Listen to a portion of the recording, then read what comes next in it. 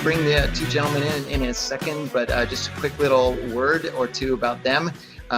First of all, Alex Katz. So I'm going to start with Alex's background. So he is from Long Island, and he's one of the more accomplished, in my opinion, young athletes out there, because what he's doing is not only training to become a Major League Baseball player and a left-handed pitcher, and I've seen some of his promotional things. The guy can fire a ball, and he's got some wicked movement on his breaking pitch and so forth. So you've got to, if you're a scout out there, just drag his ass in and get him signed and get him going. But he's also the CEO and founder of Stadium Custom Kicks. Stadium Custom Kicks, what they do is they will provide baseball players, football, any sport, original artwork on those cleats and shoes, and it's really incredible stuff. And yes, fans can buy those too. Make sure you go to his website and stadiumcustomkicks.com, and all that stuff is on the side. So that's him. I'm going to bring you in, Alex, while I did that fancy intro. Why don't you come on in? And now with Slade. Slade, I think I'm just going to have to say, the guy's got an amazing beard. He played baseball, played for my beloved New York Yankees, probably the most beloved team on the planet, except for Red Sox fans. And also, what's really an interesting thing about him, he'll probably never say it because he's such a humble guy and so forth, but he had to retire because of all kinds of injuries. The guy injured every single part of his body, I think, but retired with a 400 average in Major League Baseball. That's pretty damn cool, I think. But also what's much more impressive about him is he's got a whole long list of things that he's doing now. The guy doesn't sleep at all, I don't think. But he is the CEO and co-founder of More Than Baseball, which is a fantastic organization helping minor league baseball players really and their families survive. And it's just a tough, challenging time right now, but even without COVID, it's a tough thing. So Slade, why don't you come on in, and then I'll stop with these intros. Groovy. How'd I do? All right? Oh, perfect. Sweet. Do you want to tell anybody what your current, we'll say, health condition is right now? Never felt better. Yeah, I love it. Look at this guy. I was at an outdoor golfing entrepreneurial event in Florida on last Thursday, and I tested positive on Saturday. And the entrepreneurial event was 3 people, so. You pretty much know who it was. Yeah, I mean, exactly. So I had a rough one day yesterday. I was good by halfway, and now I'm just in quarantine. Got it. You know, it's interesting because it's strange to be faced with a disease and so forth that just impacts people so differently across the board. And the weird part about it is that it's not necessarily hurting people that are in worse health. I mean, there are people in imperfect health that are getting crushed by it, and then there are other people that are not being impacted at all. So it's really so it's good to see that you seemingly have not been affected too badly by it. So congrats. I think you did say something about wanting to run a marathon tonight. So is that something you're going to do in Florida? I guess just run in giant circles? Not a marathon, but I'm definitely going to get a couple miles in. I've got to sweat it out. Just stay away from everybody and wear 7 masks. All right. 3 at least. All right. And Alex, how you doing, man? I like the background there. It's a lovely wood background you've got. What do we got? Is that siding from wherever you are? It's actually wallpaper. Oh, it's nice. I like it. Yeah, I thought it was wood, but it's wallpaper. Very rustic looking. Anyway, gentlemen, look, so to jump right in, I was very serious when I said it in the intro, but I think you're both doing some fantastic stuff that really makes you both effectively role models for current and retired athletes, and really how you can really hit the ground running, not just while you're playing, but also once you've retired. So I'm going to first jump in with Alex because, we had a fabulous event several weeks ago when you were in here with Miggy Rojas. And what we talked about, and I want to follow up again with that and really remind some of the people that haven't seen you yet, what got you started? You're 26 now. I think you're still 26, right? Unless you had a birthday, but you were 23 when you got this thing going. What was the input? Like what made it click? What made it happen?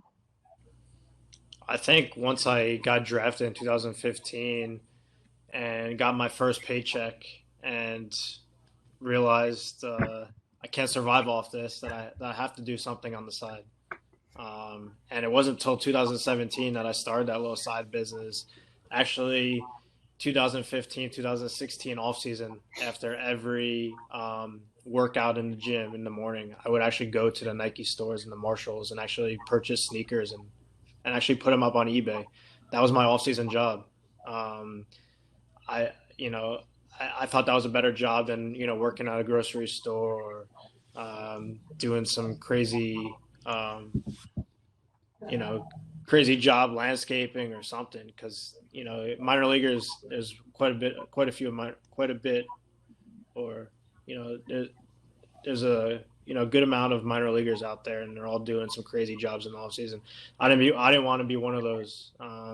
So I figured just buying shoes, sticking them in the basement, and setting them out when they sold on eBay would be a good off-season job. It helped put food on the table, I guess, so to speak.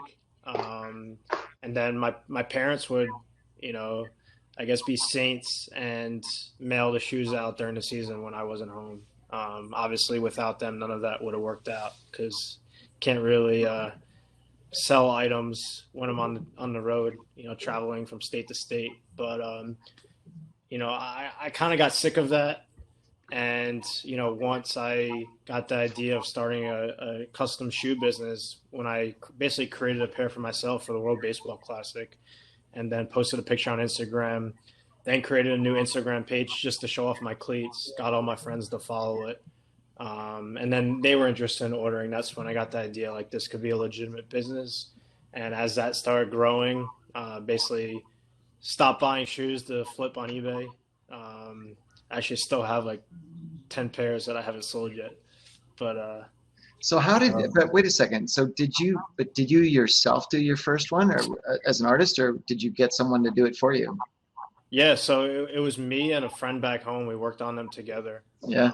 Then I went to the World Baseball Classic, and just started posting more pictures of them on Instagram, and got friends and teammates to order, and it kind of just grew from there. Aaron Judge and Rob Refsnyder were the first players that messaged us.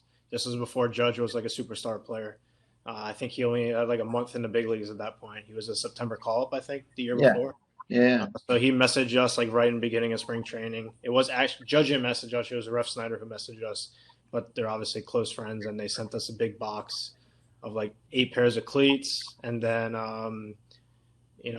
when I was home for the All-Star game, me and the friend actually went to Yankee Stadium and hand delivered the cleats. Fast forward a few years later, I'm not partners with that friend anymore. He's doing his own thing on the side, just him alone. And I kind of grew the business myself. I own 100% of the new company, and we have 15 artists right now. 15 artists, and tell me about the client base now. Yeah, since I started in 2017, we've worked with over 260 major leaguers. So wow, about a third of the league. And, obviously you're going to get into more than baseball, and Slade's charity now. And I'm an ambassador for them, and obviously helping with this collaboration that we started this past season. We're going to be working with some really cool names this year, and it's all going to be for a good cause, or for good causes. And, I'm sure we'll get into that soon. Yeah, you will. Look forward to that. That's awesome. So, Slade, in your case, you had I don't want to say a long career necessarily, but you did have a long career, and you just had some health issues along the way. And I'm sure, one thing I'd love to find out super fast from you is, what was your mindset like? When you'd get ready for spring training, you'd play a couple games, and you'd have an injury that would end your season. How would you keep a positive mindset going, or what was going on during that time? I think it was a combination of timing and immaturity. I was too stubborn to believe any otherwise. And then once I was not stubborn enough to realize it was a blessing, because when I got drafted in 2009, and even through playing, and that's a daily deal, but when I signed, I was a baseball player named Slade. I had nothing else. I I lived, and this is not, I'm never a sob story guy. I'm very, very thankful for my upbringing. I lived out of my truck my junior and senior year, so I was completely on my own. And I got drafted, working 2 jobs and blah, blah, blah, and then getting signed. And I was a baseball player named Slade. And every surgery I had 7. So I was not a professional baseball player. I was a professional rehabber. That's definitely the case. Wow. Doc in this call can attest. But, every surgery I had, I was one step closer to realizing this could end at any moment. And over the course of time, and that final push or effort that got the ball rolling down the hill was in 2014 when I found out I was going to become a father. And it was the first time in my life that I realized, or the first time in my life that I thought about anybody besides myself. And that changed my perspective in a very big way, and something I'm very thankful for. And my son saved my life, so I'm thankful for it. That's amazing. So right now, Slade, you're involved with 74 different things, I believe. But what I'd love to do is if you could just maybe what you did for me, I like it. So if you could maybe just list off 3 or 4 of them, and then we're going to start talking a little bit about More Than Baseball and its mission. But tell me a little bit about some of the other things, if you could. Yeah, so I will start on the nonprofit side. I founded 2 nonprofits, I Am More and now More Than Baseball. I'm senior outreach director at I Am More and co-founder and director of operations. We changed our board structure, so we changed our title to director of operations because we operate a little bit differently. And then I am CEO of Players for the Planet. On the for-profit side, I have the first and only NSF certified multi-collagen. So I am director of business development and sales there. And I have a coffee shop in Vinita, Oklahoma that's partnered with Cherokee Indians. I think that's about it. And I do a lot of consulting, but we don't need to get into that. Just real quickly on the athletes of the planet, the players of the planet, sorry. I remember, seeing a presentation by Mr. Dickerson on, it was really interesting how he sort of, and were you both starting it, or did he start it, or how'd that work? No, so 2019, I had decided to retire, and I was actually in Sioux Falls, South Dakota, and one of my first days on LinkedIn. And I saw Chris, and me and Chris had crossed paths a little bit in 2009. Didn't really know him well. I saw what he was doing. I developed a love for the outdoors in 2014. It became one of my workout regimens, is getting out and backpacking.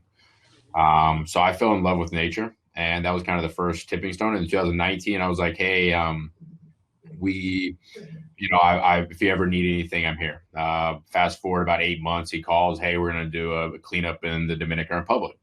I love the Dominican Republic. I've been to the Dominican now 23 times. Wow. And do a lot of work with children down there. So I love it. And anybody that's a baseball player, you can't not love it in some way, shape, or form. So I hosted the first beach cleanup for Chris, and then finished up with a beach cleanup. And I was like, if we're only cleaning up beaches, we're wasting time. We're what we call in baseball eyewash. Because if we don't ever have a solution to stop the creation of new plastic, what are we actually doing for the ecosystem in the long term? Long story short, fast forward to middle of 2019, and I put together a country level proposal that got approved by MLB, and then with COVID got shut down. But it was a 4,000 to 6,000 job creation model that created a monetary value around picking up plastic. And it was in partnership with Plastic Bank. And I pitched the board of Players for the Planet and was awarded the CEO position. Nice.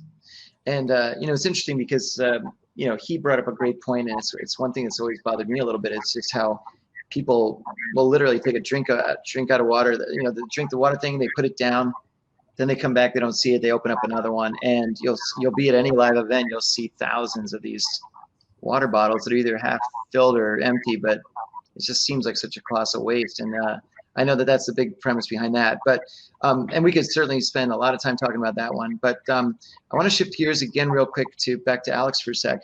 So Alex, when you were sort of growing this company, you've got these 260 athletes and that sort of thing. How do you concentrate on trying to practice for your sport and become elite level, Major League Baseball, top level. At the same time, trying to figure out how to keep these 15 artists properly, them all doing their thing with these different shoes and allocating them the right way. And on top of that, figuring out how to, payroll and all that stuff and all the stuff that goes into running a company. How do you balance all that? Yeah, I'd say it starts with just simplifying everything. Simplifying everything on the baseball field and simplifying everything when it comes to business.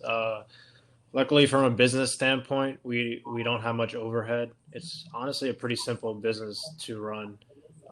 We don't have a shop. We don't have electric bills to pay. We don't have rent to pay. Everybody works remotely. Everybody works from home, which is great. So it's a really relaxed environment. Pretty much my communication with the artists is good, and we have added other people to the company besides me. Obviously I do a little bit of painting, and I think it would be weird for me to run a company like this and not have experience in that world. I feel like that wouldn't be appropriate. But when I'm home in the off season, I probably do a pair a week, just to sharpen my skills on that end. And at the end of the day, I'm pricing out most of the designs. So, I have to know how long each design is going to take to price it appropriately. Because at the end of the day, the last thing I want is to pay an artist $50 when their design took 30 hours to do. And that's totally feasible. Some of these designs do take a long time to do. But back to your question, there's 24 hours in a day. I know the importance of sleep. I'd say I get a good amount of sleep still while running the business and playing sports, because I definitely know how much more productive you could be with when you're well rested. I think you get more production with an extra hour of sleep than not. I think if you feel tired, you don't want to do anything. So I totally understand that. So I'd say the first thing is getting enough sleep. As far as my day goes, I still consider my baseball career more important than the business. I get all my work done, at least for talking off season now. I get all my workouts done. Make sure I, stretch, did everything I need to do to take care of my body. And then with whatever hours left in the day, that's when I work on the business. So pretty much just, set a goal for myself, keep things simple. And then, I still find enough hours in the day to get enough work done with the company. Hey, listen, before we go much further, just something to point out to everybody. If anybody has a question, a specific question for either Alex or Slade, go ahead and throw it in the Q&A section on the right there. You'll see there's a Q&A. And then, what I'll do is I'm going to ask if you want to come in and be brought in to the space here to ask the question directly to them. Go ahead and ask your question again. Put your name in there. If you want to stay anonymous, that's fine too. But otherwise, I can invite you in specifically to ask them a question. All right, so back to Slade real quick. Let's talk about more than baseball. What prompted you to get that going, and where is it going to now? How does it look on the upside? 2015, I debuted on May 20th. The next day, I started in center field. My debut was pinch running for Teixeira. Thank you, Girardi. But no, the next day I started in center field, and I started hearing roll call, and CC Sabathia was on the mound. And at that moment, I realized that every kid deserves that opportunity. And I knew I did not fortunately have to deal with having multiple jobs. I wish I would have now, knowing the scheduling and knowing my mindset now. I wish I would have had Alex's mentality and that's what we're trying to teach at More Than Baseball, is exactly that. But when I experienced that, I knew at that moment, I didn't know what it was going to be, but I knew at that moment I wanted to create something that would help minor leaguers. So I actually had a completely different opinion. America's Pastime Act, anybody that knows baseball, in 2018, it was passed in spring training. I stood up in social media. Just put it this way, I got warned twice by the team that I was with and told them to put something where it doesn't belong. And I was on a plane ride the next day. I took a while backpacking in the UP and up by the Boundary Waters and realized that I had let my ego get involved, though I knew I was standing up for the right cause, and I didn't mind that I knew that I was going to be blacklisted doing it and that my career was over. So after a little bit of thinking, I was like, no, what I could be is more of the Bruce Lee type theory, right? Like, let's be water. Let's figure out a way to make things happen. So what we started doing, and right after that, one of Alex's teammates with Team Israel, Jeremy Wolf, reached out to me, and More Than Baseball was formed. And we started working, and the idea and the purpose was to show the world that we could bring the baseball community, we could bring fans closer to the game while helping minor leaguers not only on the field, right? And that is a big reason of our title, More Than Baseball, because every player is more than a baseball player. And every day, whether you played 10 years or you played 20 years, whether I'm talking to Jeter or whether I'm talking to Alex, it doesn't matter.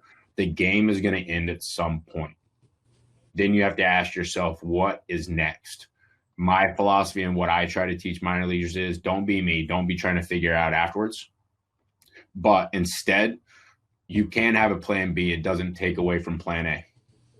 And that's what we're trying to teach. So we do financial assistance, financial guidance. We have a gaming division. The broad spread of everything that we do in programs would probably look like it's a catered mess. But this past year, we raised about $1.27 million in our first year of operation. It was something that was really cool. And we have 3,000 current minor leaguers. So that's fantastic. And I obviously see, we talked about this before, but there's plenty of synergies, because a lot of what I talk about is just that, where instead of telling an athlete that they need to prepare for their plan B, once plan A ends, that nobody wants to talk about plan B and they don't want to prepare for it usually. But instead, if you focus on it as a secondary interest, where you say, look, if you want to develop a secondary interest like, photography or music or finance or real estate or whatever it is, that can turn into the plan B when the plan B is necessary. But I think that's fantastic, Slade. That's really, because look, in my opinion, More Than Baseball can eventually become more than sports, more than football, more than hockey, more than something else, right? Especially if you develop the right model where athletes come to you and they say, look, I'm ready to start preparing for my life after my sport. So I think that's fantastic. So both of you guys, I know you're now collaborating on an upcoming event. Stadium Custom Kicks is going to be doing an auction. Alex, why don't you tell me a little bit about that? Last year, we basically did a promotion with More Than Baseball. We started with like 3 just basic pairs of Adidas and Nike cleats with their logo on it. And if you donated any amount of money to the charity, you could be entered to win. So if you donated $1, if you donated $30, you could be entered to win that pair of cleats. When I posted that on social media to try to get people to donate to More Than Baseball, Logan Morrison, who was on the Brewers at the time, reached out, and we actually got on a phone call the next day, and he said, hey, let's do something even more. Let's try to find a way to raise more money for this charity and for the minor leaguers. And we came up with the idea of having him and a few other players wear custom cleats and then auction them all after the game. I know a little bit about memorabilia, and I'm a little bit of a collector myself. So, you kind of understand it. If it's the right player, all they have to do is stick their foot in it and sign it. And the value triples, quadruples, whatever, depending on the player and the design, obviously. So I thought it'd be really cool. And obviously players love custom cleats, especially this year, now that they changed the rules. So after that phone call, I pitched to Slade, Simon, and Jeremy from More Than Baseball, and they loved the idea. And there still wasn't a season at that point, but a few months later, we got some players involved. It was kind of risky because we were getting some of these designs done and we didn't even know if there was going to be a season. But I remember Slade calling me up and said, hey, I just got the word. This many players failed for COVID. Like, they're probably not going to play. And then we all started freaking out. But they ended up we ended up getting 60 games in, and we had I think 33 players on board for this, including Jacob deGrom, whose cleats auctioned off for over $8,000, which all went to More Than Baseball to help minor leaguers, which is great. And we Was he the look one that wore forward the to. Seaver ones, or? Yeah, he wore the Tom Seaver ones. Yeah, that's awesome. So we look forward to expanding on this next year, and I believe we're going to be involving some other charities as well. Now, if because of COVID and this and that, I mean the restrictions to the season, I guess can you have them do this? Does it count if they wear them in the mall, like mall worn or something? All types of things going on. I told you our deal was me and Alex have been really creative on putting a plan together. We were on a call yesterday and on this program for next year. Because not only is it bringing attention to More Than Baseball, what me and Alex wanted to create, which is the MTB Kicks program, is that we wanted to be able to spotlight what a player wanted to spotlight, right? 70% of them ended up choosing More Than Baseball, but Joe Musgroves wanted to share how his niece got a bone marrow transplant from Be the Match. So Alex and his team created a theme to Be the Match, which had a lot of bones all over it and a very tasteful belt, and he wore it during the start. And we're super excited this year because obviously as a nonprofit, and Tim, one of our participants, will understand, we have to know that every dollar is being accounted for, right? So it's just as challenging as starting, because you have to just know it, because everybody knows where every dollar goes. That's the beautiful thing about it. But I'm super pumped because the program that we have, we're talking about college scholarship programs and things of that nature, because we had 33 big league players. Not only that, key little thing that Alex, we got permission from the commissioner's office. So at any time, an MLB player is allowed to wear these cleats. So, look, obviously that's fantastic. And so when is the date of that event? It'll be the entire year. Oh, so wow. That's what we were doing this year. Yeah. Oh, that's cool. Great. Because we had to address not having more than multiple cleats, right? If you go and put 20 cleats on an auction site, you're saturating and diluting the value. True. And the other part of that is DeGrom's cleats sold for $8,000, right? That's great. But how many people could actually do that?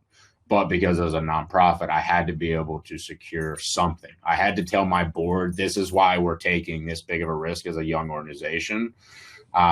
So this year, like, we are doing raffles, right? We're doing where now, instead of one person paying $8,000, how many people would have paid an opportunity to have that Tom Seaver cleat, right? Yeah, might have 8,000 people spending $10. That'd be amazing. Well, so one of the things that, I mean, and we can talk offline about this stuff, but one of the things you can consider doing is hosting an event in this sort of a room here and you could do even monthly events where you could almost do live auctions. In other words, you could have in the chat box, you could say, all right, I'm holding up a pair of so-and-so cleats, and everyone to boom, boom, boom, boom, boom, put it in the chat and do it that way. That'd be kind of cool. Now, so super fast, I want to jump into that, and that sounds fantastic. I want to wrap up in the next couple of minutes, but I wanted to ask a couple questions myself, and then I'm going to, first though, someone asked Alex, I'm assuming, do you think it helps being a pitcher instead of an everyday player to be involved in this business? What age? Yeah. No, I don't think it really matters. I mean, I'm guessing that he means that I'm not playing every day. Yeah, but, yeah. But no, I think it actually helps my baseball game, having the business. It basically keeps me more diligent, keeps me more focused on the task at hand. And I think my life is just a lot more organized because of it. I mean, you have to think about it this way. What am I replacing my time spent on the business? Or what am I doing in replacement of, time I'm spending on the business? And at the end of the day, it's bus rides where guys are playing video games or playing poker. It's maybe the next 30 minutes to an hour after a game where guys are just on the couch playing video games, because at the end of the day, you're not coming home from a game at 10 o'clock, 10:30, 11 o'clock at night and going right to bed.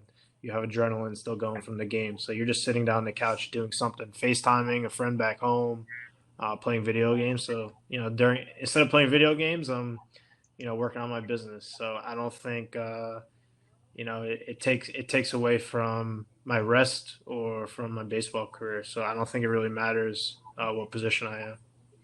That's a great You answer. think mental? I'm sorry. I'm going to ask a question off that because I completely agree. Do you think that having it creates also the mental break from playing the game of baseball? Yeah, I was actually talking to someone today about that, and 2015, 2016, where for me it was just playing baseball. Um, I was a head case, a mental case, especially throughout such a long season. All I was thinking about was baseball. So now, like to me, playing baseball is like gets me away from the business, Yeah. so to speak. Because at the end of the day, obviously some of the stuff does get monotonous and tiring. And the great thing is that I work faster than the artist, meaning that sometimes we get more orders than we could actually handle. So if I wanted to take 3 to 4 days off and do nothing, I could technically, because like I said, maybe it takes me 30, 45 minutes to get one project, but that project might take the artist 10, 15 hours to do. So, I'm always going to be ahead of the game there, which allows me to take that break. But no, I think to answer Slade's question, um, you know, I think it really helps my baseball game. It helps me keep a balanced life and not be a head case and think about baseball 24/7, because baseball is not fun when you're constantly thinking about it. Well, and that brings up a great point, and I'm sure you've seen this, Slade. But one thing I try to really tell athletes when I'm working with them, especially while they're still playing, is that when you exercise a different part of the brain, whether it's the analytical side or as you say, what you need for your business, or even the creative side for that matter, what it does is it also puts you in a better position to succeed on the field. Your brain is much more, it's much healthier, right? So to me, when you're just, as you said, focused on one thing only, then you're only going to go up to a certain capacity. But if you're exercising both parts of it or different parts of it, the sky's the limit. I'm going to bring in Matt Wolf. Matt wants to ask a question. I'm going to actually bring him in to ask you guys directly. So, hey, Matt, come on in and ask your question. Good. Yeah, there you go. I had a question about them getting rid of the Olympics, and is the WBC a bigger event for you? With regards to being a part of it, the kind of the feeling that you have being a part of it. Yeah, I mean, I think the WBC was one of the greatest baseball events that I've ever been part of. I guess COVID's ruining everything. I can't even be mad about it. I mean, COVID's affecting everybody in some way, but the WBC should have been on this year.